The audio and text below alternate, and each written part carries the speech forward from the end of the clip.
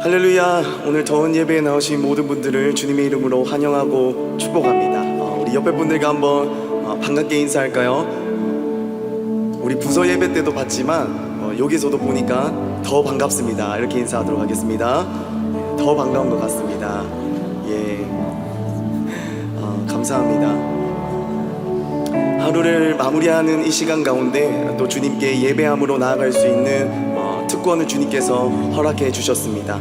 오늘도 우리는 주님 앞에 나아갈 자격이 하나도 없지만 주의 은혜와 사랑이 오늘도 우리를 불러주셨음을 믿습니다. 그 하나님의 은혜만을 붙들고 찬양하고 또 말씀 듣고 기도할 수 있는 시간이 되기를 소원합니다. 우리 다 함께 자리에서 일어나서 우리 함께 기도하며 나아갔으면 좋겠습니다. 먼저 예배를 위해서 기도하며 나아가실 때에 하나님, 오늘도 우리를 불러주신 하나님의 놀라우신 은혜만을 바라볼 수 있는 시간 되게 하여 주시옵소서. 나는 자격이 없지만, 나는 여전히 부족하지만 예수 그리스도만을 힘입어 나아갈 수 있는 더운 시간이 되게 하여 주시옵소서. 주님의 은혜로 우리의 삶을 붙드시고 우리를 묶어 주시옵소서. 시간에 주여 한번 부르짖고 기도하며 나아가도록 하겠습니다. 주여. 살아계신 아버지 하나님 감사합니다. 오늘도 주의 크신 은혜와 사랑이 이 예배의 자리로 우리를 불러주심을 고백합니다. 하나님, 저는 여전히 자격이 없고 여전히 부족하지만 하나님의 그 사랑을 힘입어 오늘도 나아갑니다. 하나님, 참 자격 없는 인생, 오늘도 주님 손에 붙들려서 주님만 높여드릴 수 있는 예배의 시간 되기를 소원합니다.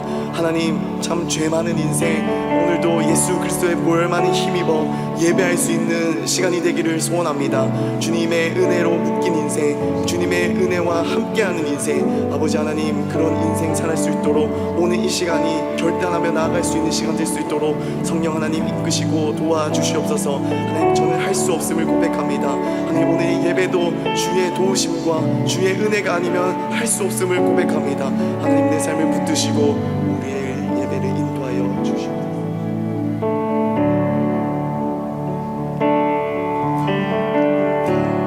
은혜 아니면 살아갈 수가 없네.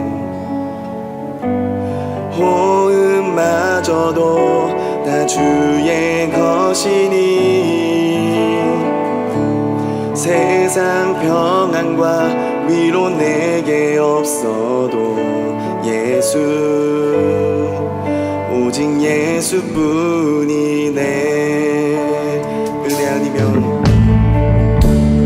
은혜 아니면 살아갈 수가 없네. 호흡마저도 다 주의 것이니 세상 평안과 위로 내게 없어도 예수, 오직 예수뿐이네.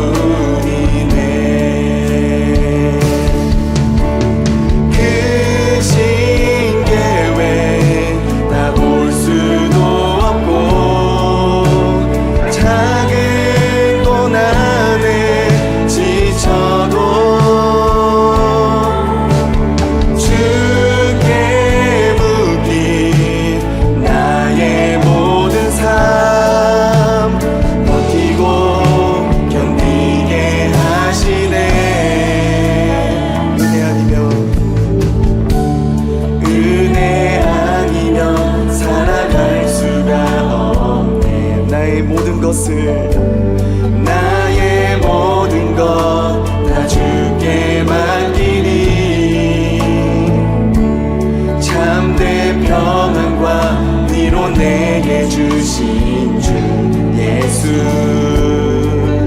오직 예수뿐이네.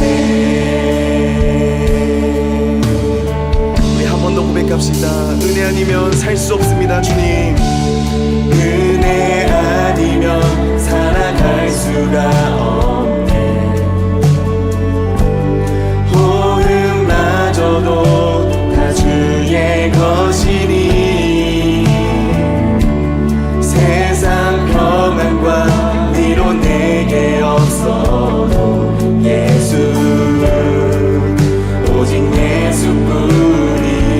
우리 한 번 더, 은혜 아니면 살 수 없습니다.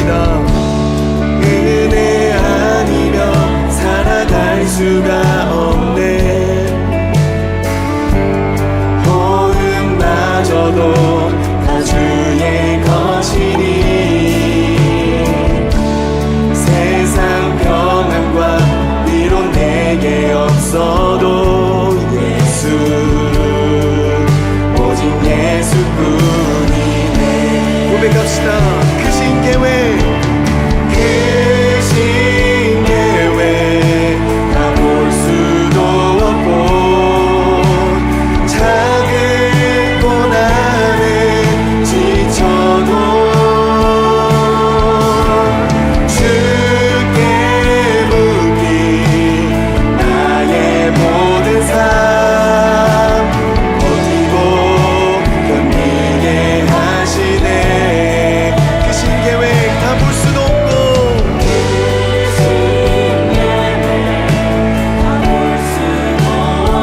작은 고난에 지칠지라도 우리의 삶은 오직 주님 것입니다. 주께 묻기 나의 모든 삶 버티고 우리 다시 한번 믿음으로 선포합시다. 크신 계획 다 볼 수 없을지라도 다 볼 수도 없고 작은 고난에 지쳐도 주께 묻기 나의 모든 삶 버티고 견디게 하시네. 은혜 아니면 살아갈 수가 없네. 나의 모든 것 다 주께 맡기니 참된 평안과 위로 내게 주신 주 예수 오직 예수뿐이네. 우리 한 번 더 은혜 아니면 은혜 아니면 살아갈 수가 없네. 나의 모든 것 다 주께 맡기니 참된 평안과 위로 내게 주신 주 예수 오직 예수뿐이네. 오직 예수뿐이네. 오직 예수뿐이네. 살아계신 아버지 하나님 감사합니다. 오늘도 주님의 크신 은혜와 사랑으로 이 예배 가운데 함께하여 주시고 우리를 예배 자리로 인도하여 주심을 찬송합니다. 하나님, 우리는 여전히 자격이 없고 부족하지만 하나님의 크신 사랑을 힘입어 오늘도 우리가 나아갑니다. 하나님의 은혜에 묶인 바 된 인생, 하나님의 은혜로만 사는 인생, 하나님의 은혜만 예배할 수 있는 인생 될 수 있도록 성령 하나님 우리의 삶을 붙드시고 인도하여 주시옵소서. 그 시작이 오늘 더한 예배가 될 수 있도록 하나님 인도하여 주시옵소서. 모든 영광 주님께 올려드리옵고 감사드리며 살아계신 예수 그리스도의 이름으로 기도드리옵나이다. 아멘. 우리 주님께 감사의 박수, 찬양의 박수 올려드리십시다. 할렐루야. 오늘도 크신 은혜로 우리와 함께 하시는 주님을 찬송합니다. 우리의 삶 가운데 언제나 충만하게 역사하시는 주님의 사랑과 은혜를 찬송합니다. 할렐루야. 아멘. 아멘.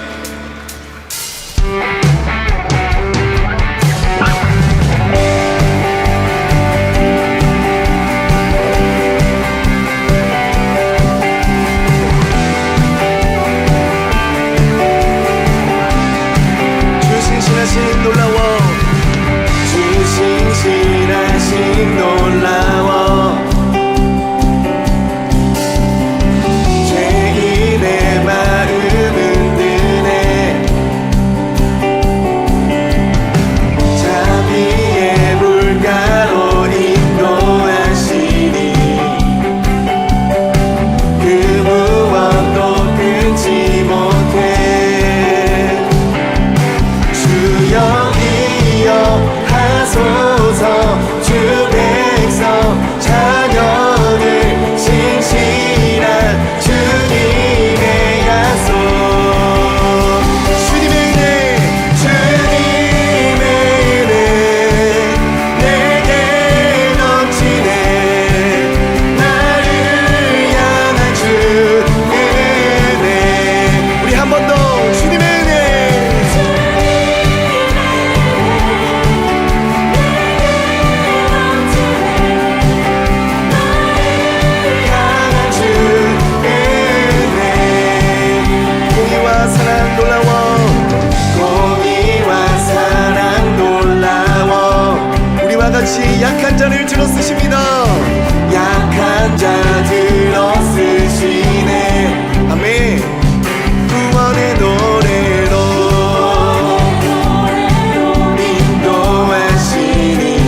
만 백성 함께 찬양해. 만 백성 함께 찬양해.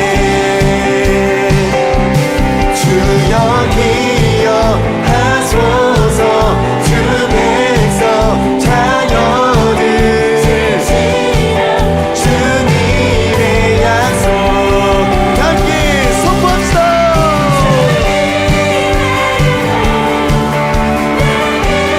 넘치네 나를 향한 주 은혜. 주님의 은혜 주님의 은혜. 아멘. 강한 주 은혜. 주여 기억하소서. 주여 기억하소서. 주 백성 자녀들 신실한 주님의 약속.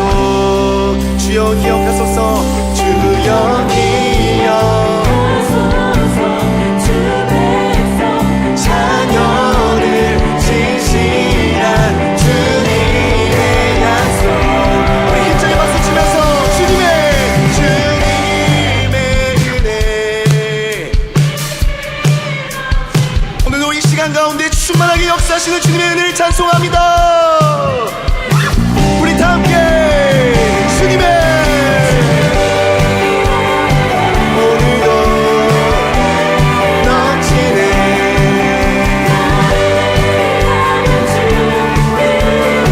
신실하신 그 은혜 앞에 다시 한번 주님의 은혜 내게 넘치네. 나를 향한 주 은혜.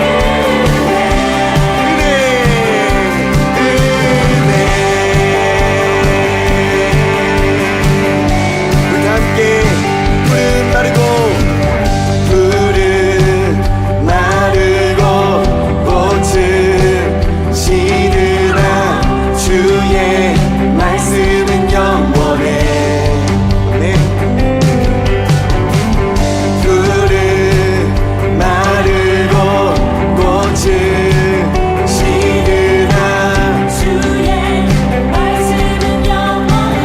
다시 한번 믿음으로 선포합시다. 푸른 마르고 푸른 마르고 꽃은 시드나 주의 말씀은 영원해. 아멘. 푸른 마르고 푸른 마르고 꽃은 시드나 주의 말씀은 영원해. 주의 말씀을 믿는 자 그의 구원을 얻으리. 주의 말씀을 행하는 자 그의 능력을 보게 되리라. 주의 말씀은 영원해. 주의 말씀은 영원해. 주의 말씀은 영원해. 신실하신 주의 말씀은 영원해. 영원해. 영원해. 다시 한번 믿음으로 선포합시다. 푸른 마르고 푸른 마르고 꽃은 시드나 주의 말씀은 영원해. 그렇습니다. 신실하신 하나님을 찬송합니다. 푸른 마르고 꽃은 시드나 주의 말씀은 영원해. 우리 다 함께 선포합시다. 주의 말씀을 믿는 자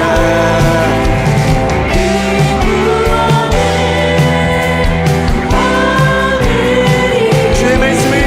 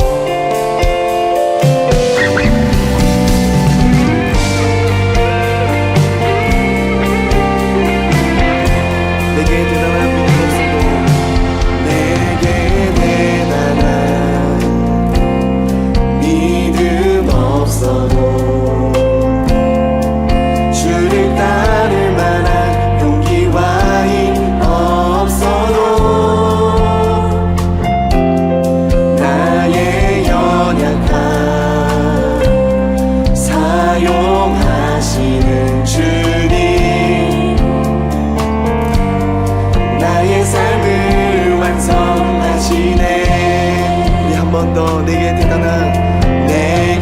대단한 믿음 없어도 주를 따를 만한 용기와 힘 없어도 나의 연약함 사용하시는 주님 나의 삶을 완성하시네 모든 생활 속에 주와 동행하네 말하지 않아도 나의 맘을 아시네 날 위해 보이신 사랑이 오늘도 날 살게 하시네 나를 이끄시는 주님만 따라가네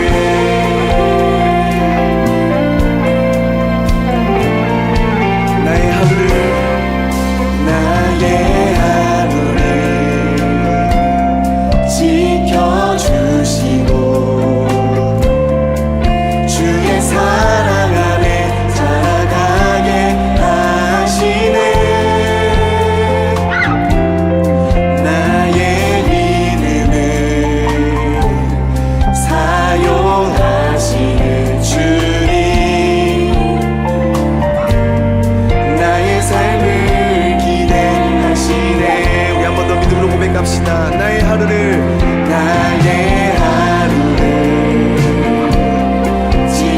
지켜주시고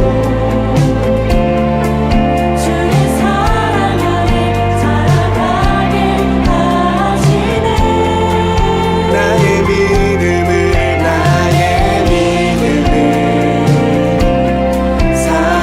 사용하시는 주님 오늘도 우리의 삶을 기대하십니다 나의 삶을 기대하시네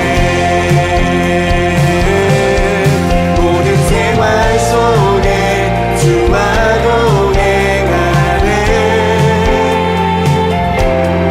말하지 않아도 나의 맘을 아시네 날 위해 보이신 사랑이 오늘도 날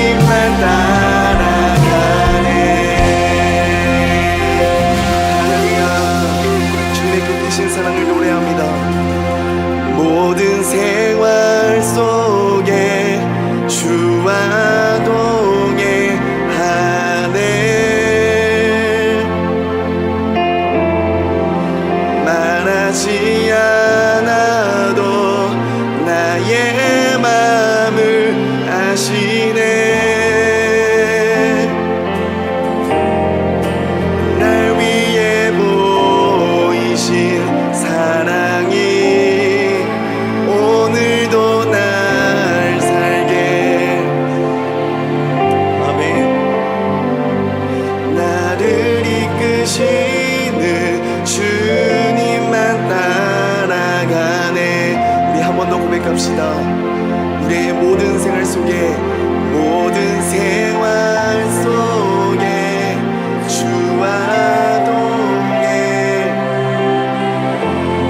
주님, 우리가 말하지 않아도 나의 마음을 잘 아시는 분이십니다.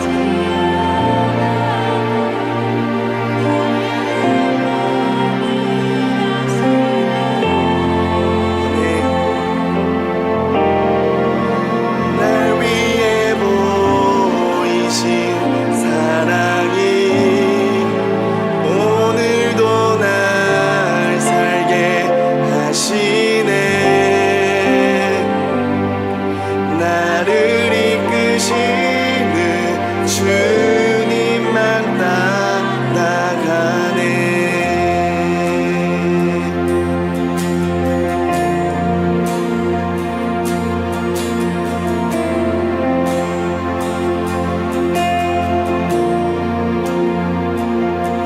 주님을 사랑하는 기쁨을, 그 즐거움을 빼앗기지 않게 하소서.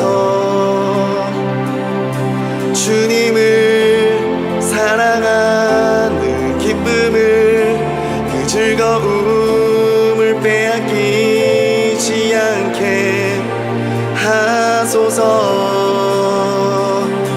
예수 예수 예수 예수 주님을 사랑합니다. 예수 예수 예수 예수 주님을 사랑합니다.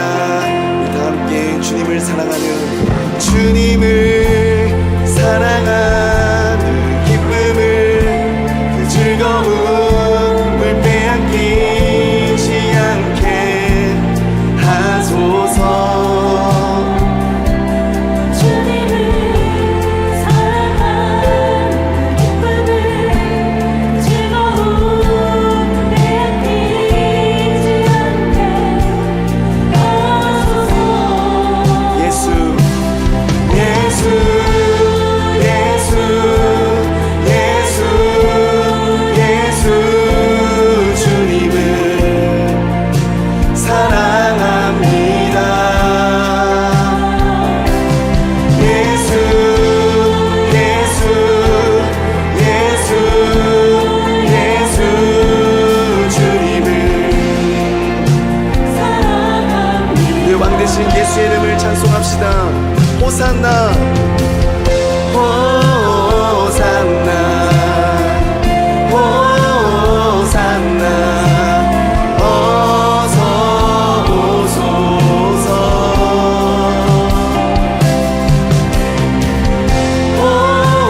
호산나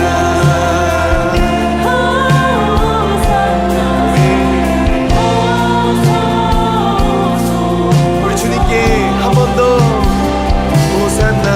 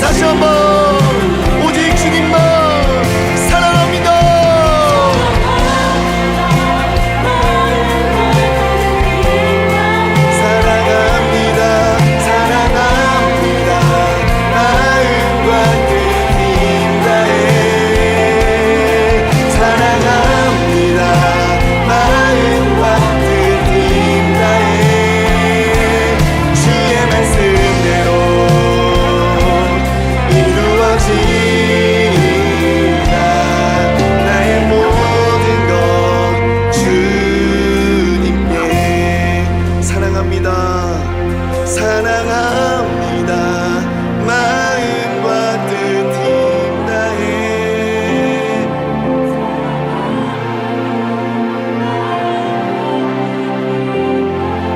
우리의 마음을 다여서 사랑합니다.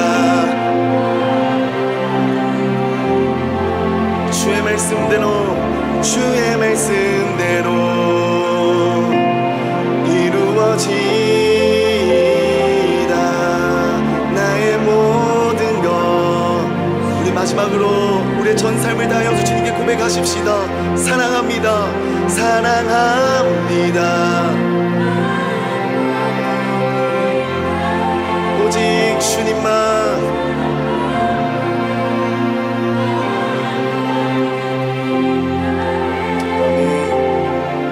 사랑합니다. 마음과 뜻 힘 다해 주의 말씀대로 이루어지다. 나의 모든 것 주님께.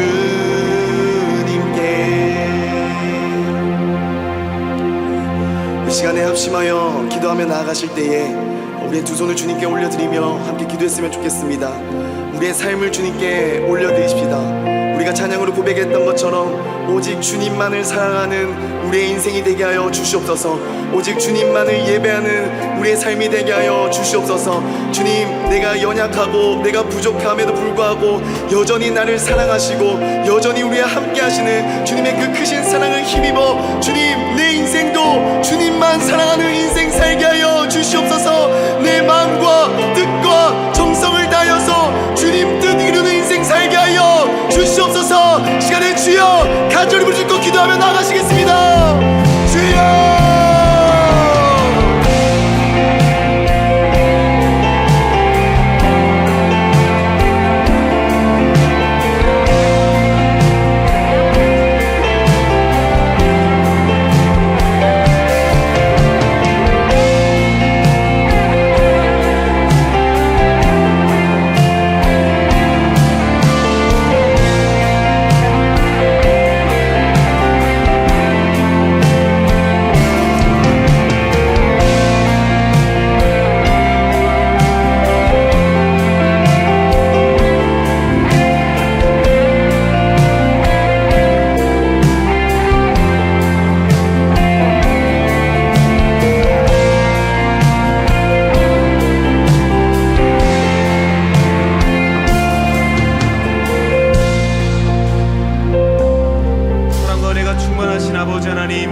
우리가 찬양한 대로 살게 하여 주시옵소서. 하나님을 사랑하는 마음으로 마음과 뜻과 정성을 다해 주 앞에 나아갈 수 있도록 도와주시옵소서. 주님, 우리가 청년 예배자로 이 시대 가운데 살아가면서 세상 가운데 빛과 소금의 역할을 잘 감당할 수 있도록 도와주시고 그 능력이 무엇보다 우리 안에 살아계신 예수 그리스도의 복음 말씀이 될 수 있도록 도와주시옵소서. 하나님, 우리가 예배 드릴 때 주님을 온전한 마음으로 바라볼 수 있도록 도와주시고 우리의 시선이 주님의 사랑과 마주쳐서 우리 삶 가운데 온전히 드러나 이 세상 가운데 하나님이 얼마나 좋으신 분이신지, 예수님이 얼마나 아름다운 분이신지를 드러낼 수 있는 귀한 향기와 편지의 삶을 살아갈 수 있도록 이 시간 가운데 우리와 함께하여 주시옵소서. 이 밤에 놀라운 은혜로 우리 마음을 채우실 줄 믿사오며 사랑이 많으신 예수 그리스도의 이름으로 간절히 기도하옵나이다. 아멘.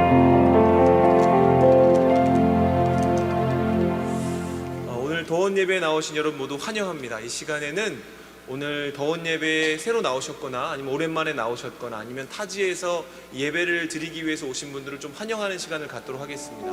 좀 용기를 내서 자리에서 일어나시면 우리 마음껏 축복해 보는 시간을 갖도록 하겠습니다. 자리에서 일어나 주시죠.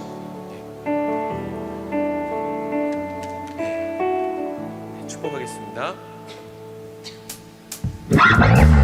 이분들을 향해서 두 손을 뻗고 함께 축복하도록 하겠습니다. 네가 와서 좋아, 네가 와서 좋아, 하나님이 보내셨기에. 네가 와서 좋아, 네가 와서 좋아,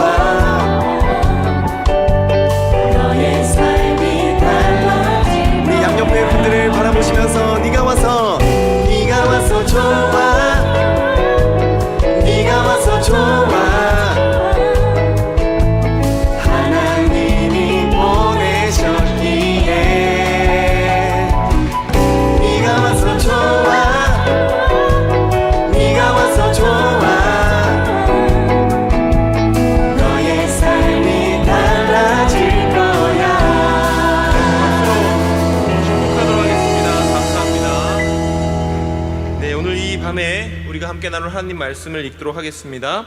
사도행전 13장 13절로부터 14절입니다. 우리가 함께 나눌 하나님 말씀은 사도행전 13장 13절에서 14절까지의 말씀입니다. 우리 두 절이니까 한 목소리로 같이 한번 읽어봤으면 좋겠습니다. 자, 시작. 바울과 및 동행하는 사람들이 바보에서 배 타고 밤빌리아에 있는 버가에 이르니 요한은 그들에게서 떠나 예루살렘으로 돌아가고 그들은 버가에서 더 나아가 비시디아 안디옥에 이르러 안식일의 회당에 들어가 앉으니라. 아멘. 우리 이 시간에 찬양하실 때 준비하신 예물을 주님 앞에 올려드리도록 하겠습니다.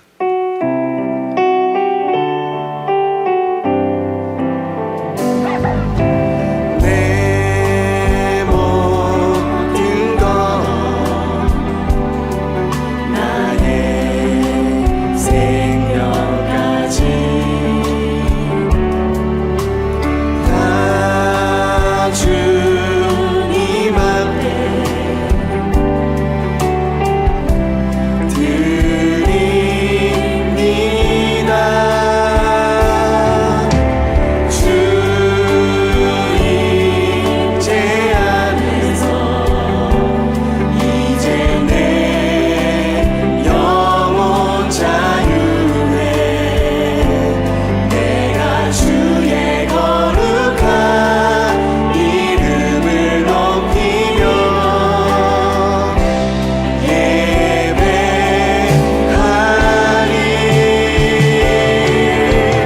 어린 양 찬양하리.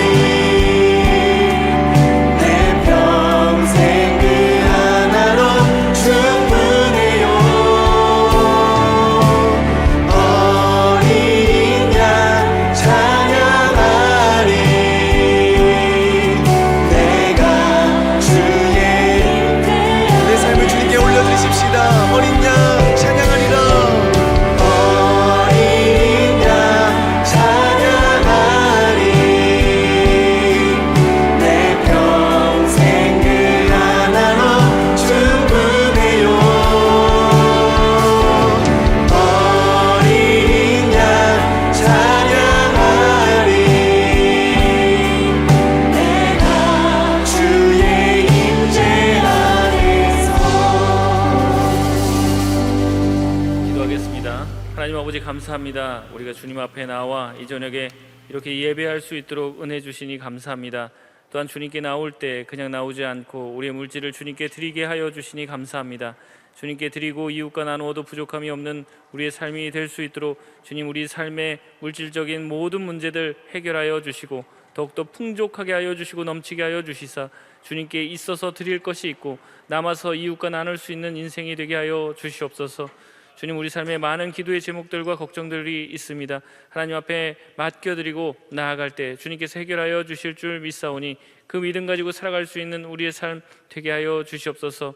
먼저 주님의 나라와 의를 구하라고 말씀하여 주셨사오니 우리의 기도의 첫 번째가 주님의 나라가 되게 하여 주시고 주님의 의가 되게 하여 주셔서 모든 것을 받는 복이 우리의 삶에 임하게 하여 주시고 그 주님의 말씀을 따라 살아갈 때 하나님께서 우리에게 약속하신 모든 복을 받아 누릴 수 있는 우리 모든 하나님의 자녀들 되게 하여 주시옵소서.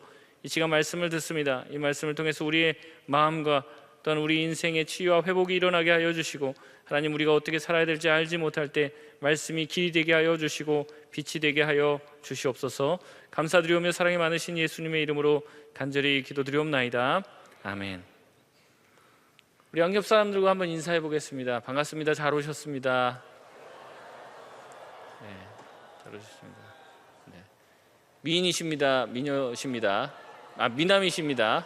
미녀십니다. 네. 오늘은 좀 거짓말을 하십시오. 괜찮습니다. 네. 돈 드는 건 아니니까 뭐 거짓말했다고 때리지는 않겠죠. 네. 좋은 얘기는 자주 하는 게 좋은 것 같습니다. 칭찬 많이 하시고요. 제가 늘 말씀드리지만 팩트 폭행 하셔봤자 득이 될 게 하나도 없습니다. 항상 과장되게 칭찬을 많이 해주시고 서로 높여주시고 그러시면 좋을 것 같습니다. 우리 같이 아픔과 고통에도 가야 할 길이라는 제목으로 같이 하나님의 말씀을 나누겠습니다. 지난주에 이어서 사도행전 13장을 계속 보고 있는데요. 이 바울과 바나바의 이 1차 전도 여행에 관한 내용입니다.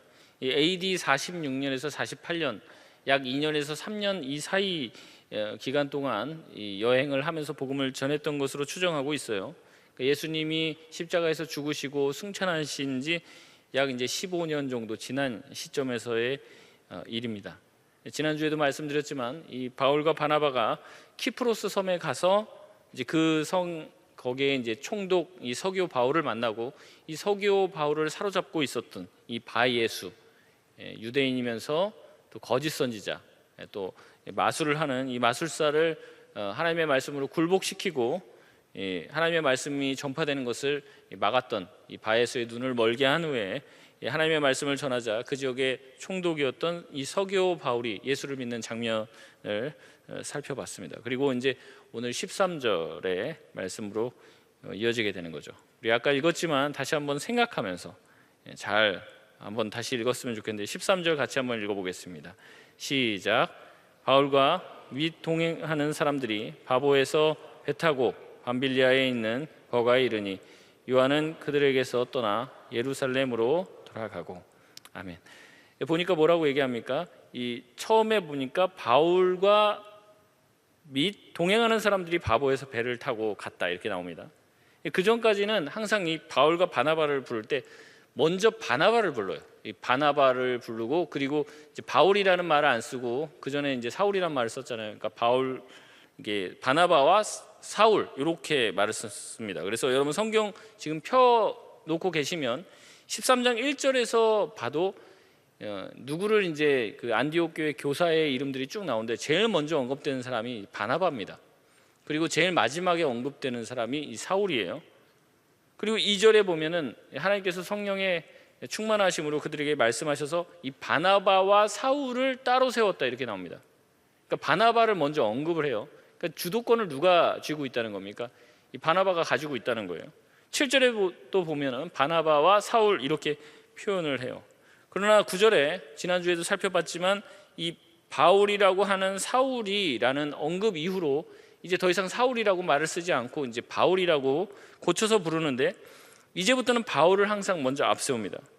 아마도 바나바가 그 당시에 굉장히 영향력이 있고 또 안디옥 교회에 거의 이제 담임 목사급으로 활약을 했기 때문에 이 항상 바나바가 항상 먼저 등장을 했어요. 근데 이 키프로스 섬에서 이 선교 활동 이후에 항상 이제는 바울이 먼저 등장을 하게 됩니다. 심지어 13절 오늘 읽었던 본문 말씀에서는 뭐라고 시작하냐면 이 바울과 및 동행하는 사람, 소위 말하면 이제 바울 플러스 기타 등등 이렇게 얘기하면서 이 바나바가 완전히 사라져 버려요. 뒤에 나가면 이제 바나바가 다시 등장을 합니다. 하지만 이제 선교의 중심이 이 바나바 중심에서 이 바울 중심으로 이동했다는 것을 우리에게 보여주는 것이죠. 그래서 쭉 밑으로 내려가시면 43절에 보면 이렇게 나옵니다. 바울과 바나바가. 46절에도 바울과 바나바, 50절에도 바울과 바나바 이렇게 나옵니다. 그래서 이게 완전히 역전 현상이 일어나요. 바나바가 굉장히 중심 인물이고 이 뒤늦게 예수를 믿고 합류한 이 사울, 또 바울이었던 사울이죠. 이 사람이 항상 이제 뒤에 나왔는데 이제는 이 키프로스 섬에서의 선교를 중심으로 이 바울이 앞에 등장하게 되는 거예요. 여러분 이것은 바로 예수님께서 늘 말씀하시던 것처럼 먼저 된 자가 나중되고 나중된 자가 먼저 된다는 하나님 나라의 역전 법칙이 일어난 것이죠. 교회 오래 다니고 신앙의 연수가 오래되었다고 그 사람이 중요한 사람이 되는 것은 아니에요.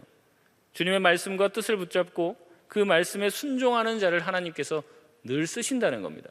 여러분 이제 예수를 오래 믿었고 또 뭐 교회에서 많은 이제 양육 코스를 수료했다고 해서 하나님이 높이 쓰시고 귀히 쓰시는 게 아니라는 거예요.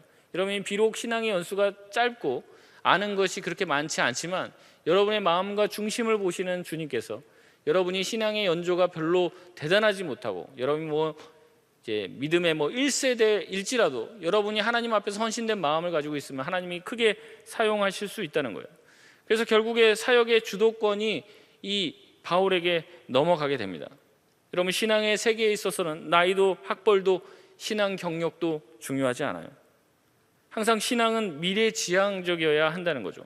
과거도 굉장히 중요해요. 과거에 어떤 공부를 했고 어떤 신앙 터전에서 내가 자랐는지도 중요합니다. 근데 더 중요한 게 있다면 미래예요. 미래. 미래에 내가 어떻게 할 것인지, 내가 어떤 삶을 살 것인지, 이것이 중요해요. 여러분, 과거가 잘못되고 뭐 문제가 있고 그래서 그것이 영향을 미쳐서 지금도 힘드실 수 있습니다. 근데 그리스도 안에서는 그게 중요한 게 아니에요. 여러분, 새로운 피조물로서 새로운 삶을 살 기회를 주님께서 주신다는 겁니다.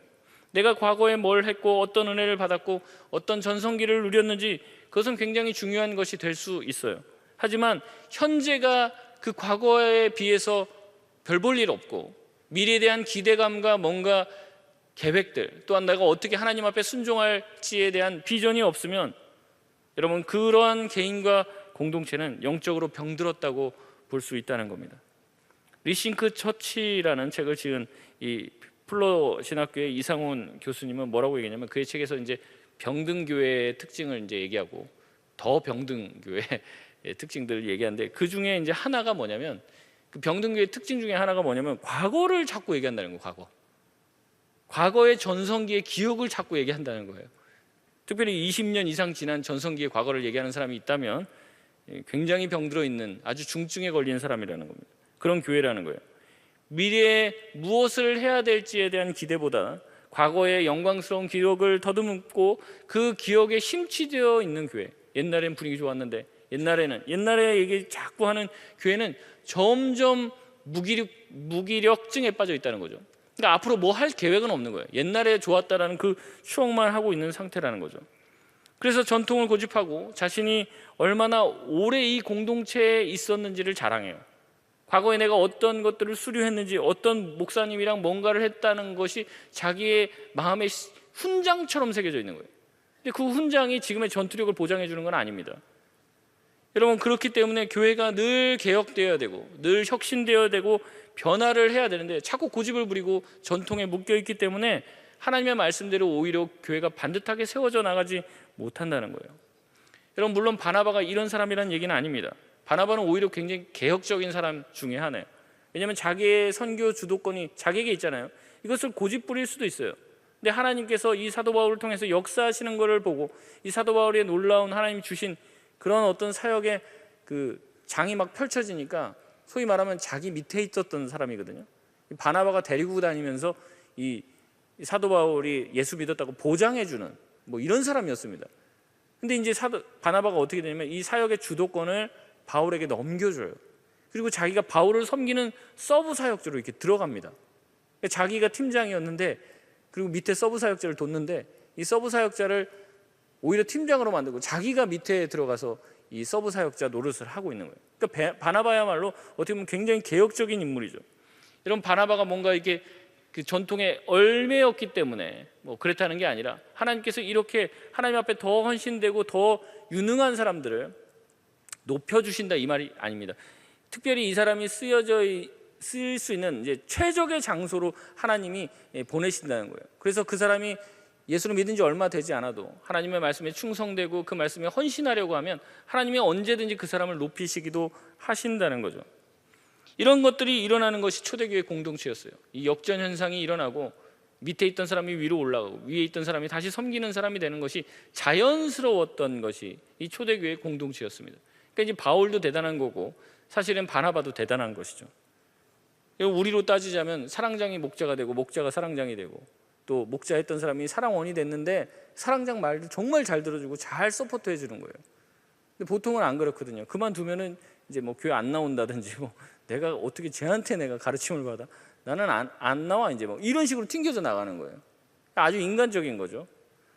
근데 바울은 그렇지 않았어요. 같이 사역의 자리를 바꿨을 뿐이지 그 둘의 동역의 관계에는 어떠한 지장도 없었다는 겁니다. 이것이 초대교회 선교 공동체의 모습이었어요. 근데 이제 우리 교회들은 어떻습니까? 뭐라도 하나 맡으면 그게 자기 권력인 줄 알고 자기 힘인 줄 알고 감히 나한테 대들어, 사랑장이 목자 말에 막 토를 달아 막 이런 식으로 해서 분노를 한다는 거죠. 문제가 있는 거예요. 병들어 있는 거라는 겁니다. 성경적이지가 않은 거죠. 어쨌든 이렇게 이 바나바와 사울의 이 포지션이 바뀌면서 이제는 선교의 주도권을 바울이 행사하게 되었어요. 13절에 바울과 그의 일행들은 키프로스 섬 끝쪽인 바보라고 하는 이 항구에 도착해서 밤빌리아 지역에 있는 버가라는 항구까지 배를 타고 이동을 합니다. 근데 여기 13절 끝에 보면 뭐라고 나옵니까? 이제 마가 요한이 이 일행에서 이탈해서 어디로 갔다고 그래요? 예루살렘, 자기 고향으로 돌아갔다고 얘기를 합니다. 이 마가 요한의 집이 이제 사도행전에 나오는 이제 120명이 기도하다가 성령 받은 그 다락방 있는 그 집이라고 말씀드렸죠. 굉장히 부자 집의 아들이었고 그쪽으로 간 거예요. 그럼 왜 이때 마가가 중도 이탈했는지에 대해서는 여러 가지 설이 있습니다. 성경에서 특별히 그 이유를 명확하게 언급하지 않기에 정확하게 알 수는 없어요. 다만 이제 여러 학자들의 의견들이 조금 있는데 그 의견들을 소개해 보면 이렇습니다. 첫 번째 견해는 무엇이냐면 이 마가가 향수병에 걸렸다는 거죠. 고향이 되게 그리웠던 거예요. 그러니까 이제 선교 여행 간다. 뭐 그러니까 이제 와 신난다. 나도 이제 외국 나가는구나. 이제 그리고 나갔는데 가니까 뭐 귀신 들리는 사람도 만나고 막 이제 굉장히 어려운 상황 가운데 여러 번 이렇게 하게 되고 또 좋은 데서 막 늘 자던 사람인데 막 이제 거친 데서 막 자야 되고 뭐 신문지 덮고 자고 막 이래야 되는 일들이 이제 발생을 하니까 어떻습니까? 이제 엄마가 보고 싶어서 집에 갔다는 거죠. 그러니까 먼저도 말씀드렸지만 이 마가가 부잣집에서 자랐다는 것을 생각해 보면 충분히 그럴 가능성도 있을 수 있습니다. 두 번째 견해는 선교 활동에 있어서 이 바울이 주도권을 잡게 되자 이에 대한 불만을 가졌다는 거예요. 그러니까 자기의 그 삼촌이었던 이 바나바가 선교의 팀장이 돼서 갈 때는 우리 삼촌이 이제 팀장이니까 내가 같이 가고 재밌게 해야지 이렇게 했는데 이제는 자기가 평소에 별로 이렇게 마음에 들지 않은 바울이 이제 선교의 주도권을 잡으면서 뭔가를 막 이끌어 나가자 이제 뭔가 불만을 품고 자꾸 티격태격하는 일들이 이제 벌어졌다는 거죠. 그리고 이제 마가 요한이 굉장히 젊었을 것으로 추정하는데 이 젊은 혈기에 그것이 기분 나빠서 이제 소위 삐져서 이제 예루살렘으로 돌아갔다라는 견해가 있습니다. 세 번째 견해는 선교팀이 가게 될 이 버가부터 이제 비시디아 안디오까지 가는 길이 아주 험난했는데 이 뒤에도 다시 말씀을 드리겠지만 이 험한 산길을 이제 가야 될 생각을 하니까 이제 암담한 거예요. 한 번도 이제 그렇게 거칠고 험한 길을 가본 적이 없는데 이제 버가에 이르러서 이제 비시디아 안디옥이라고 하는 아주 고산지대에 타우루스 산맥을 넘어야 된다라는 얘기를 듣자 난 저기는 못 간다. 이렇게 해서 이 예루살렘으로 돌아갔다는 경우입니다. 마지막 네 번째 견해는 이 바울이 풍토병에 걸렸다는 거예요. 이제 이 풍토병이 말라리아라는 설이 있습니다.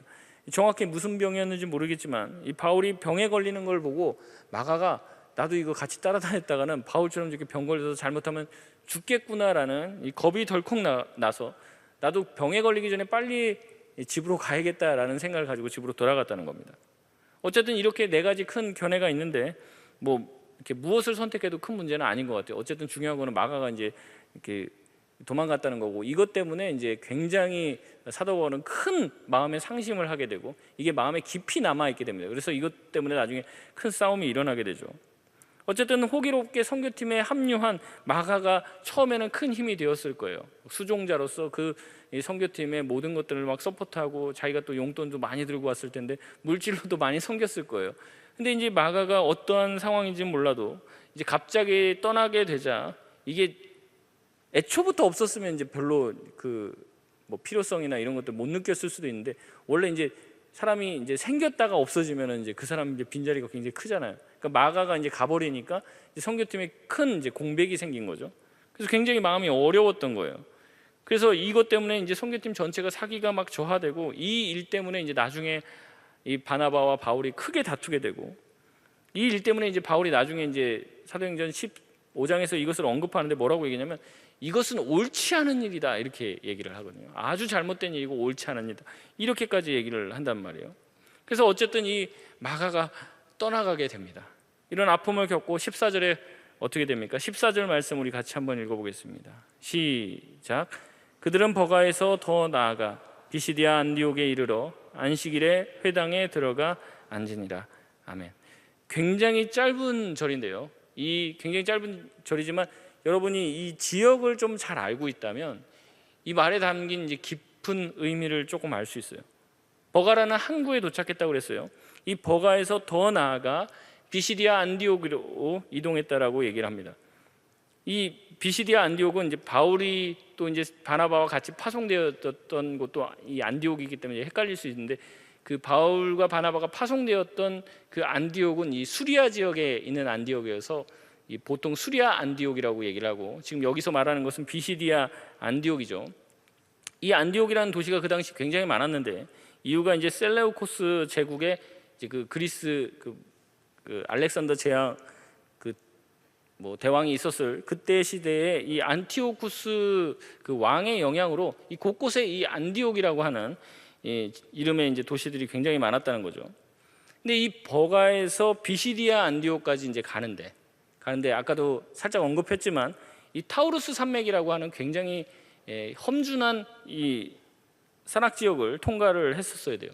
이게 특별히 이 지역이 굉장히 험하기로 유명했고, 특별히 이제 강도들이나 이런 이 산적들의 출몰이 굉장히 잦았다는 거예요. 그래서 보통 사람들이 이 산맥을 넘는다는 게 이게 쉬운 일이 아니었습니다. 이 산맥을 넘으려면 이제 많은 장비들과 또한 이제 자기들을 보호해 줄 수 있는 경호원들을 고용해서 넘지 않으면 쉽게 넘을 수 없는 이 산맥이었어요. 이 버가에서 비시디아 안디옥까지 거리가 이제 약 한 200km 정도 됩니다. 그런데 이제 이 200km면 이제 차로 보통 가면은 이제 뭐 1시간에 한 뭐 100km씩 뭐 이렇게 달린다고 하면 2시간이면 갈 수 있고, 그거보다 좀 못해도 뭐 2시간 조금 넘을 수 있는데, 이게 이제 차로 실제로 이제 가보면은 이동을 해보면 3시간 반에서 4시간 정도 걸리는 길이라는 거예요. 그러니까 굉장히 험한 길이라는 거죠. 근데 여러분 그 거리를 자기가 직접 걸어간다면 얼마나 오래 걸리겠습니까? 이 험지를 이제 바울과 바나바가 지나갔다고 얘기를 하는 거죠. 게다가 13절에 보면은 이 버가가 어디에 속했다라고 얘기하냐면 이 밤빌리아 지역에 있는 버가라는 항구라는 거예요. 이 밤빌리아 지역과 이제 버가도 우리가 처음 들으니까 잘 모르는데, 이 지역이 그 지역에서는 굉장히 중요한 도시 중에 하나였어요. 그래서 유적터를 찾아보면 이 버가 지역에 보면 이 야외 경기장도 있고 극장도 있고 뭐 시장도 있고 엄청난 규모의 신전들의 어떤 유적들이 굉장히 많이 남아 있는 그런 지역입니다. 여러분, 바울이 이렇게 전도를 해보는 이제 루트를 이제 살펴보면요, 항상 이 바울이 큰 도시 위주로 이제 가요. 왜냐면 이제 그 큰 도시에 사람들이 많이 모여 살고, 많이 모여 사니까 유대인의 회당도 있고 뭐 사람들이 많이 모였으니까 이 복음을 전하면 들을 사람들도 굉장히 많잖아요. 뭐 시골 지역이나 이런 지역으로 다니는 게 아니라 굉장히 메인 스트리트로 주요 도시를 이제 방문해서 이제 복음을 전합니다. 근데 여기 제가 말씀드렸지만은 이 사도 바울이 이 버가에 도착해서 버가에서 복음을 전했다는 기록이 없어요. 이 밤빌리아 제국을 그냥 통과해서 바로 어디로 가냐면 비시디아 안디옥으로 간다는 거예요. 여러분, 뭐가 그렇게 급했길래 이렇게 바로 비시디아 안디옥으로 이동을 했을까요? 여기에 대해서 신학자들이 굉장히 많은 이야기들을 합니다. 왜 갑자기 그렇게 갔을까? 많은 이야기들을 해요. 이 힌트는 이 갈라디아서에 있는데, 이들이 도착한 이 비시디아 안디옥이라는 지역 자체가 이 갈라디아의 초입이기 때문에 그래요. 그래서 이 비시디아 안디옥을 지나서 이고니온, 루스드라, 더베라는 이제 지역으로 가서 계속 복음을 전하는데, 이 모든 지역이 다 갈라디아 지역입니다. 이곳에서 방문해 복음을 전하고 교회를 세워요. 그 교회가 갈라디아 교회죠. 그리고 그 갈라디아 교회에다가 이 사도 바울이 편지를 보냈는데 그게 뭘까요? 갈라디아서겠죠. 그래서 이 갈라디아서에 보면은 바울이 자기가 처음 갈라디아 교회에 방문했을 때의 스토리를 자기가 직접 기록을 하고 있습니다. 한번 찾아보겠습니다. 갈라디아서 4장 13절에서 14절 말씀입니다. 갈라디아서 4장 13절에서 14절 말씀입니다.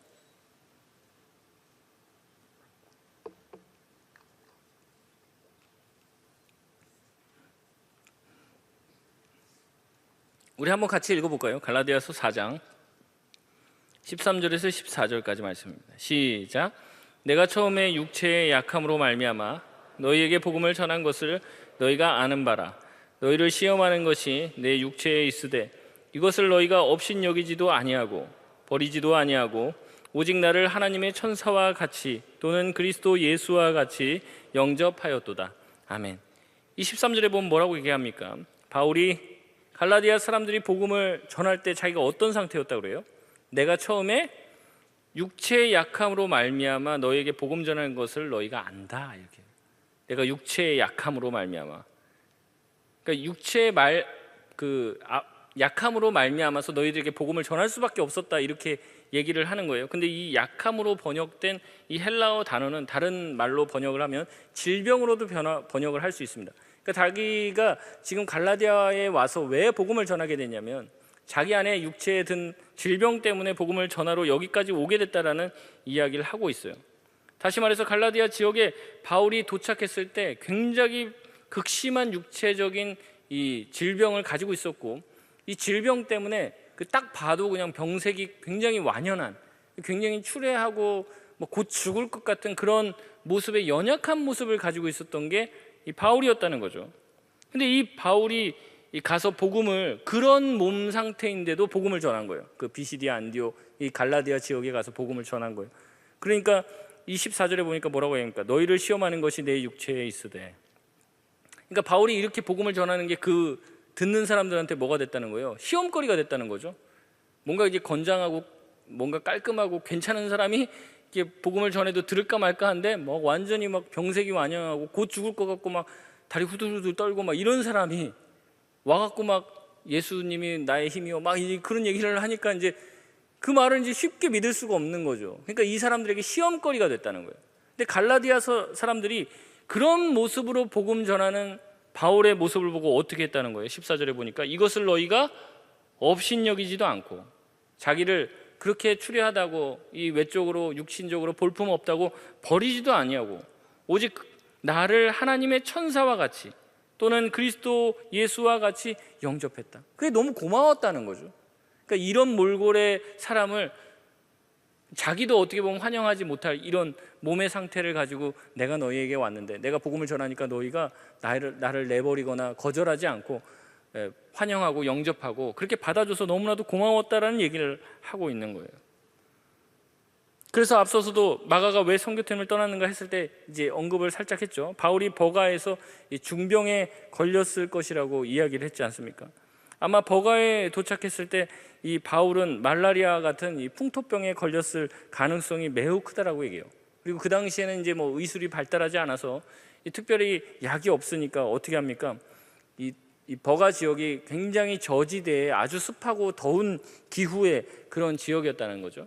그래서 보통 그런 지역에서 병에 걸린 사람들은 어떻게 하냐면 이제 고산지대라든지 조금 시원하고 선선하고 그 다음에 이제 건조한 기후를 가진 곳으로 많이들 요양을 보냈어요. 근데 그 지역이 어디냐면 비시디아 안디옥 지역인 거예요.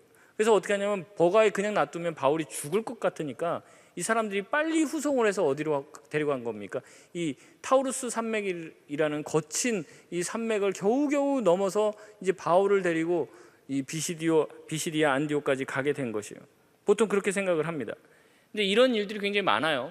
우리나라도 초창기에 굉장히 많은 이제 선교사들이 이제 우리나라에 들어왔는데, 사실 선교사님들이 와서 뭐 일주일, 뭐 한 달 안에 뭐 풍토병에 걸려서 많은 분들이 이제 돌아가시거나 그의 가족들이 죽은 경우들이 많이 있습니다.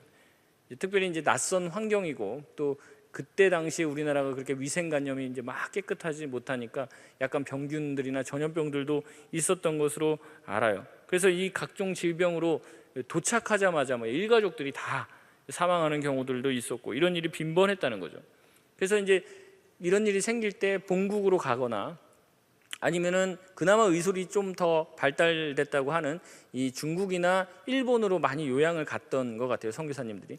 근데 이제 그런 것이 너무 복잡하고 번잡하니까 이 선교사님들이 여러 곳에다가 휴양지를 만들었는데 이 비시디아 안디옥이랑 비슷합니다. 이 고산 지역에 좀 이렇게 건조하고 조금 뭡니까 이게 사람들이 좀 오지 않고 그리고 거기에 이제 그 공기가 이제 건조하고 약간 이제 그런 지역에다가 사람들이 이제 그 휴양소를 만들어 놓고 이제 선교사님이 그쪽에서 요양을 하는 경우가 많이 있었다는 거죠. 특히 이제 이쪽 그 대한민국 남부 쪽에는 지리산 끝자락에 만들어 놓은 이 휴양지가 있는데 비시디아 안디옥과 비슷한 곳입니다. 그래서 그 지리산 끝자락에 이 해발 한 1,500m 이 고지대에 이 초원지대에다가 이 휴양지를 만들어 놓고 이 풍토병이나 이 설사라든지 뭐 열병 등 그런 이제 면역이 약한 선교사님들이 와서 쉬던 곳이 있었어요. 그래서 이런 곳에서 이 선교사님들이 이제 종종 쉬기도 했다는 거죠. 마찬가지로 이런 이유로 이 사도 바울이 건강 때문에 이 버가와 밤빌리아 지역에서 복음을 전하지 못하고 이 곧장 비시디아 안디옥으로 신속하게 이동했을 가능성이 굉장히 높다는 거예요. 그리고 보통 이 정도의 상황이 아니면 그 사도 바울 정도의 열심을 가진 사람이 이 버가라는 대도시를 앞에 두고 복음도 안전하고 그냥 통과할 리가 없다는 거죠. 그래서 이게 나중에 선교 여행을 다 마치고 정리하고 돌아오는 여정에 보면 이 14장 25절에 보면 버가에 들려서 복음을 다시 전하는 장면이 나옵니다. 그러니까 갈 때 전하면 되는데 왜 안전했냐? 이 건강 때문에 아마 전하지 못했을 것이고 비시디아 안디옥을 거쳐서 갈라디아 쪽으로 들어갔을 때 굉장히 병색이 완연한 그런 모습이었고, 그래도 이제 나중에는 회복이 되어서 돌아오는 길에 버가에서 복음을 전했다, 이렇게 학자들이 얘기를 합니다. 충분히 납득이 되는 상황이죠. 여러분, 이렇게 고생을 하며 복음을 전하는 이 사도 바울의 모습을 보면 무슨 생각이 드십니까? 여러분, 복음을 전하겠다고 성령의 감동을 받아 출발할 때는 굉장히 좋았겠죠. 많은 사람들이 환송해주고 정말 성령께서 크게 쓰시는 인물이십니다 그러면서 이 바울과 바나바를 막 환송해주면서 또 여비도 줄 것이고 좋은 시간들, 정말 하나님께서 역사하시는 은혜의 시간들이 되라고 막 격려를 해서 파송을 해줬을 거예요. 그래갖고 첫 번째 도착한 키프로스 섬에서 또 바에스를 물리치고 또 거기에 총독이었던 이 서기오 바울이 예수를 믿고 이런 장면들을 통해서 굉장히 고무됐을 거라고 생각을 합니다. 그런데 막상 배를 타고 버가에 도착해서 풍토병에 걸리자 이 마가 요한은 그들을 버리고 도망을 가요. 마음에 큰 상심이 되었습니다. 복음을 전해야 되는데 풍토병에 걸려서 이도저도 하지 못하는 거예요. 사람들이 이송을 해야 되는데 이송하려면 험난한 타우루스 산맥을 넘어야 됩니다. 그 험난한 길을 넘고 또 가서 이게 어떻게 고쳐질지 치유가 될지도 알지 못하면서 그곳에서 몇 시간이나 이렇게 며칠이나 아마 됐을 거예요. 이송을 하는 그 길을 갔다는 것이죠. 여러분, 여러분에게 만약에 이런 일을 여러분이 이렇게 단기 선교 해외로 가게 됐는데 만약에 이런 일을 겪으면 여러분 가서 복음 전하고 싶겠습니까? 내가 그래도 기도하고 여기까지 왔는데 하나님 나한테 자꾸 병 주시고 막 모든 선교팀이 자기 때문에 걱정하고 있고 이렇게 되면은 왜 하나님 나를 여기 보내셨습니까? 내가 오면 안 되는 거 아닙니까? 여러분, 이런 생각 들지 않겠어요? 여러분, 굳이 이렇게까지 하면서 복음을 전해야 됩니까? 저도 말라리아에 걸려보지는 않았지만 이제 그 증상만 봐도 굉장한 것 같아요. 제가 아는 분이 이제 말라리아 걸려갖고 그때 그분이 하시는 얘기를 들었는데 굉장히 막 오한이 막 오고 열이 막 올랐다가 막 다시 막 땀이 막 뻘뻘 흘려지면은 이제 다시 갑자기 또 춥고 이 열이 올랐다는 이게 때 반복이 되면서 굉장한 이 두통을 겪게 된다고 그렇게 얘기하더라고요. 그게 보통 이제 한 3일 정도 이렇게 간다고 하는데 그때 약을 먹고 이제 치료를 보통은 지금은 이제 잘 받을 수 있는데 그 당시에는 이제 치료약도 없으니까 이게 언제 끝날지도 모르는 그런 병인 것이죠. 여러분, 지금 사도 바울은 어떻습니까? 지금 심적으로도 자기의 동역자가 떠났기 때문에 마음도 별로 좋지 않아요. 지금 어떻게 해요? 몸도 좋지 않아요. 이 심적으로 또 육체적으로 극심한 고난에 직면하게 된 거죠. 하나님의 말씀을 전하려고 복음을 전하려고 길을 나섰는데 여러분, 이런 일을 겪게 됐다는 거죠. 여러분, 어떻게 보면 평생 선교는 생각도 안 하고 자기 마음대로 살면서 그냥 교회 적당히 나오고 예수 적당히 믿는 사람은 별일이 생기지도 않아요. 그런데 이렇게 하나님의 말씀에 붙들림 바 되어서 살려고 하면 성령의 감동대로 뭔가로 하나님의 일을 해보려고 하는 바울에게 왜 이러한 고난이 생기냐는 말입니다. 그럼 참 이해할 수가 없죠. 그럼 주의 일을 한다고 하고 하나님이 감동 주셔서 선교의 길을 나갔다면 그 길이 막 형통해야 되는 거 아니에요? 길이 쭉쭉쭉쭉 열리고 뭔가 가는 데마다 막 예수 믿는 사람들이 막 생기고 그래서 정말 하나님이 보내셨구나, 하나님이 정말로 예비된 사람들을 다 준비해 놓구나, 이런 간증이 있어야 될 거 아니에요. 근데 갔더니 병 걸리고 복음 전하려고 했던 계획이 다 틀어지고 자기가 오히려 선교팀의 짐이 되어갖고 이런 상황에 놓였는데 정말 주님 위해서 한번 살아보겠다고 자기 삶을 던졌는데 왜 이런 일이 생기냐는 거예요.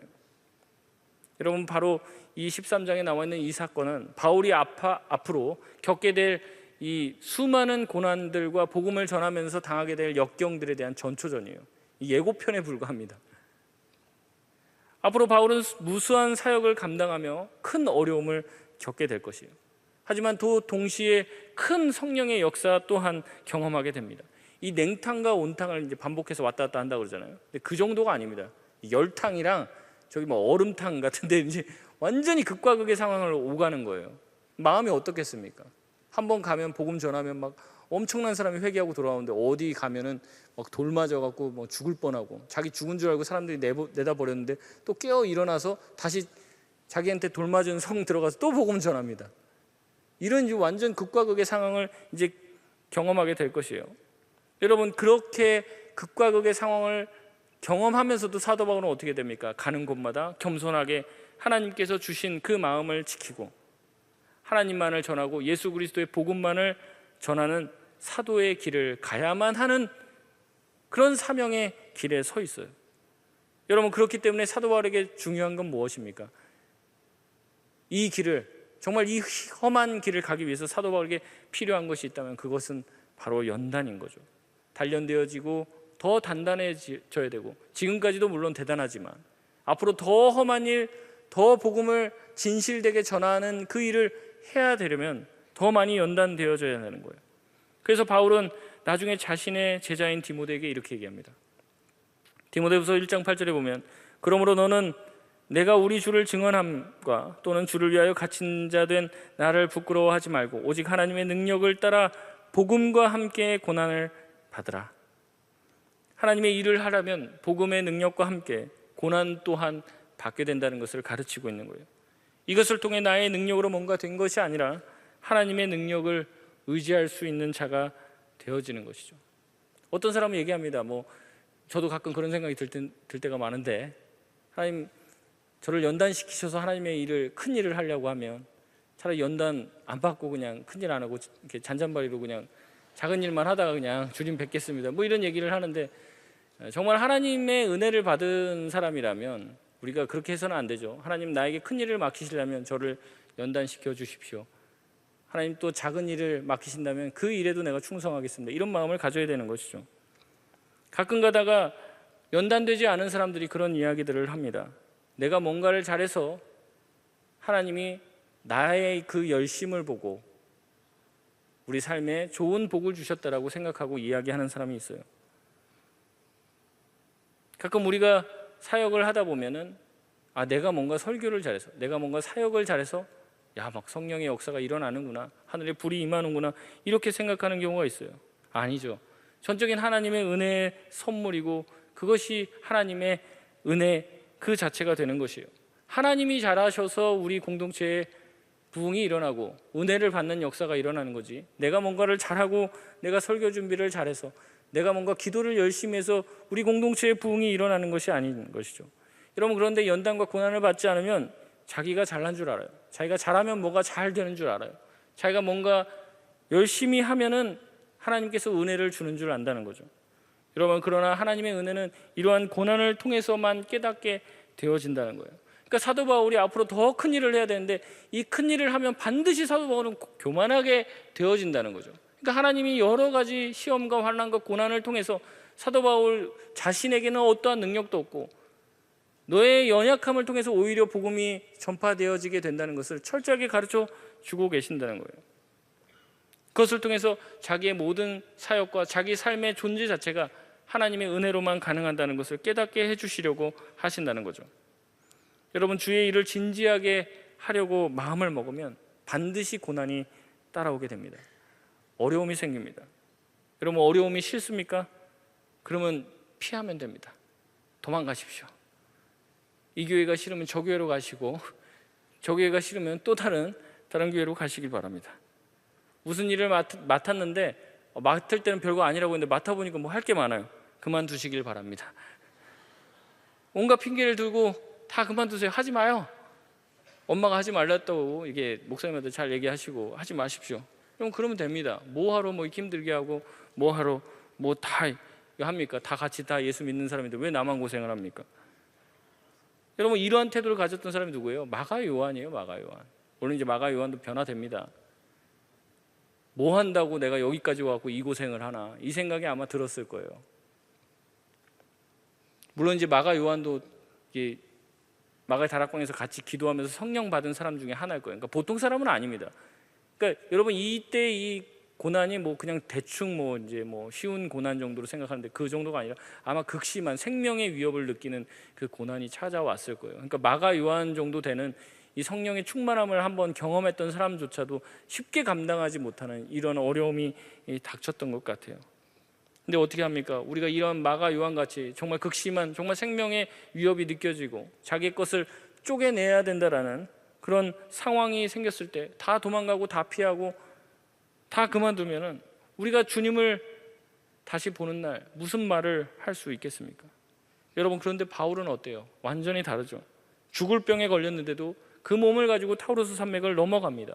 그리고 넘어가서 좀 쉬지, 또 굳이 가서 복음 전하고 막 병생이 완연한 모습으로 갈라디아 돌아다니면서 막 복음을 전하는 거예요.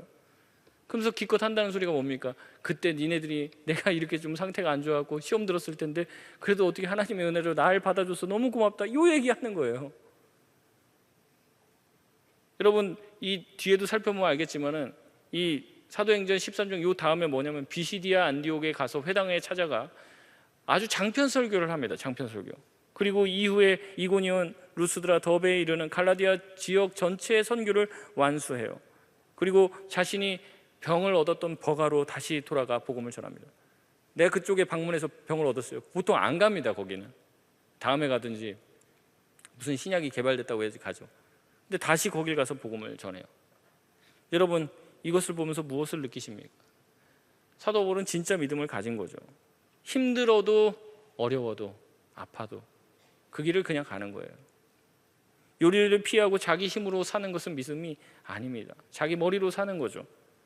그럼 믿음은 무엇입니까? 보이지 않아도, 장애물이 나타나도 뚫고 지나가는 겁니다. 하나님만 바라보고 나아가는 것이죠. 죽음은 어떻습니까? 우리가 나중에 주님 보게 될 것인데 주님 앞에 충성되며 살아왔다고 주님 앞에 고백하는 충성된 종이 되어야 하는 것이 아닙니까? 그래서 이 예수의 길은 장밋빛 길이 아니에요. 아픔과 고통이 가득한 길처럼 느껴질 수도 있는 길이에요. 여러분, 그럴 때 기도의 자리로 나아가 보십시오. 얼마나 큰 은혜가 되는지 몰라요. 사도 바울이 이렇게 투병 생활을 아마 길게 했을 거예요. 한 달이나 2달 이상 투병 생활을 길게 했을 거예요. 여러분, 그동안 뭐 했겠습니까? 두루 누워서 아마 간절히 기도했을 거예요. 하나님, 왜 나를 여기 보내셨습니까? 나 이렇게 보내셨으면 건강도 주셔야죠. 하나님, 왜 이렇게 같이 동역하는 동역자를 왜 보내십니까? 주님, 그 마음에 더 강한 마음을 주셨어야죠. 왜 이렇게 우리의 마음에 실족하는 마음을 주십니까? 하나님, 그 벼가에서도 예수님 믿어야 될 사람이 많은데 왜 거기서 복음을 전하지 못하도록 왜 나의 이 육신을 이렇게 아프게 하십니까? 온갖 질문을 하면서 하나님께 기도했을 거예요. 여러분, 그때 아마 사도 바울은 큰 은혜를 받았을 것이라 생각합니다. 여러분, 정말 힘들고 어려울 때 주님 앞에 나아가 보십시오. 기쁘고 좋을 때는 기도도 잘 안 나오는데 힘들고 어려우면 기도의 자리에 앉기만 해도 눈물이 쏟아져요.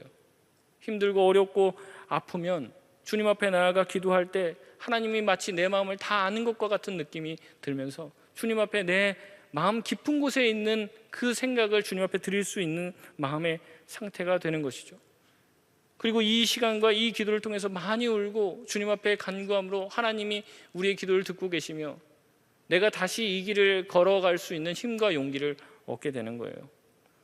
여러분, 우리 교회 안에도 그런 지체들이 너무 많습니다. 우리 찬양팀 하시는 분들도 그렇고 힘들고 어렵고 뭐 아프다고 핑계대고 그런 거 없습니다.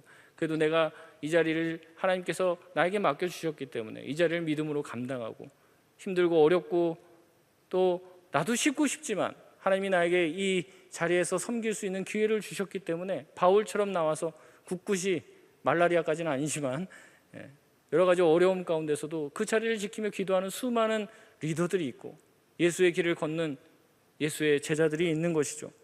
그 사람을 통해서 세상이 변화되는 것이고 예수 믿는 사람들이 생기게 되는 것이에요. 그래서 사도 바울이 이러한 연단의 과정들을 거쳐서 그런 고백을 비로소 할 수 있게 되는 겁니다. 빌립보서 4장 12절에 보면 이렇게 얘기해요. 나는 비천에 처할 줄도 알고 풍부에 처할 줄도 알아. 모든 일 곧 배부름과 배고픔과 풍부와 궁핍에도 처할 줄 아는 일체의 비결을 배웠노라.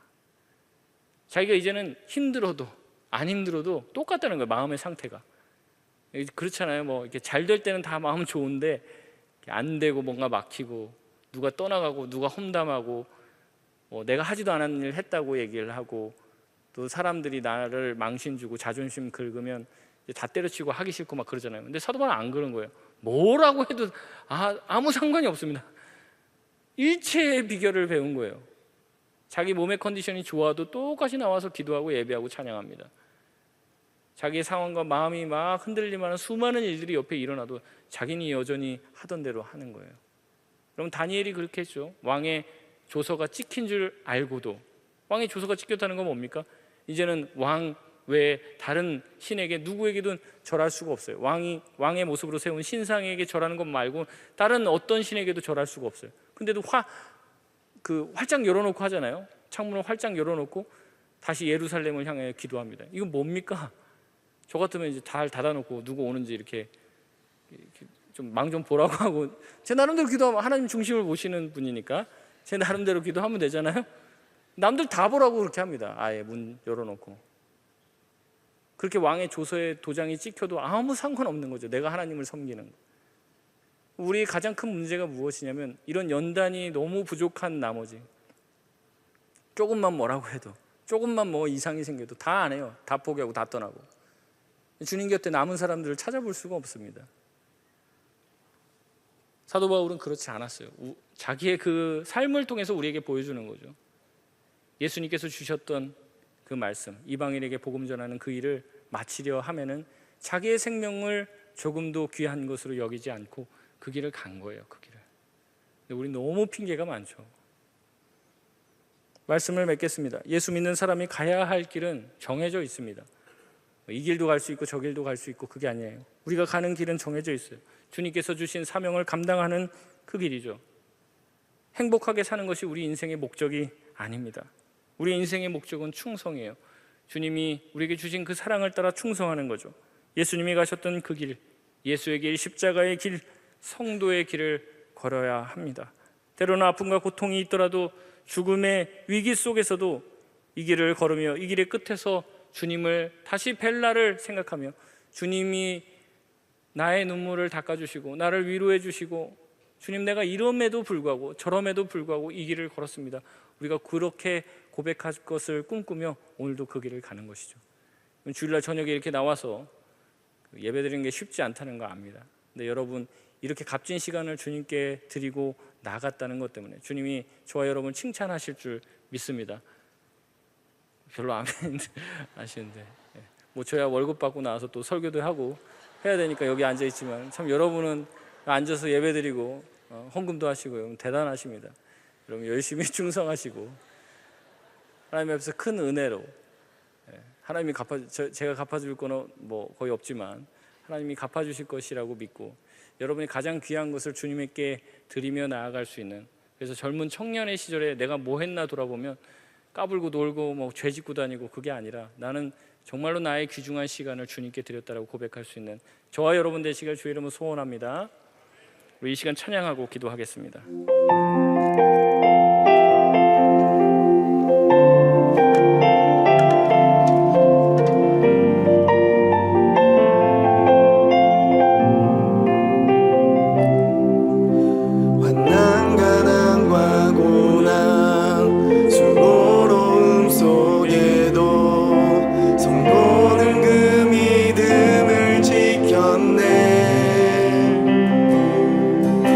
주를 섬기는 이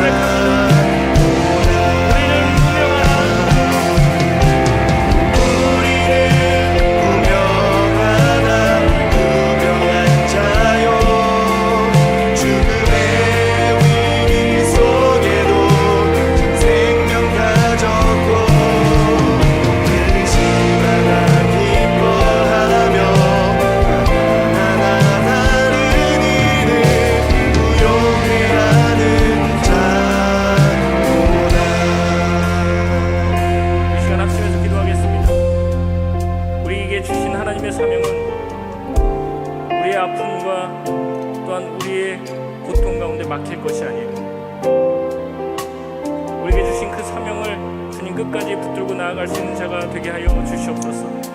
주님, 우리 가운데 그런 어려움들이 얼마나 우리에게 고통스러운지 주님이 더 잘 알고 계십니다. 주님, 우리보다 더 심한 고통을 십자가에서 받으신 분이시죠. 그 사실을 사도 바울이 알았기 때문에, 그 십자가의 고통과 십자가의 사랑을 알았기 때문에 자기의 고통과 고난은 아무것도 아닌 것으로 여길 수 있었던 것입니다. 이 시간 기도할 때 주님 예수 그리스도께서 그 십자가의 길을 통하여 우리에게 생명을 주셨던 거죠. 사도 바울이 그 극심한 고통 가운데도 전한 복음이 지금 우리에게까지 도달한 것처럼, 하나님, 주님의 사명을 감당하는 일에 있어서 하나님, 우리 삶에 어떠한 것들도 장애가 되지 않게 하여 주시옵소서. 우리 성도의 삶이 쉽지 않고 어려운 길이라고 할지라도 주님께서 주신 사명을 끝까지 감당하며 나아갈 수 있는 우리의 삶이 되게 하여 주시옵소서. 진정한 예수의 길, 십자가의 길을 걸어갈 수 있는 믿음 가진 자들 될 수 있도록 주님, 우리 가운데 은혜를 베풀어 달라고 우리 시간 주의로 한번 간절히 찾고 기도하고 자유롭게 기도하고 돌아가시겠습니다.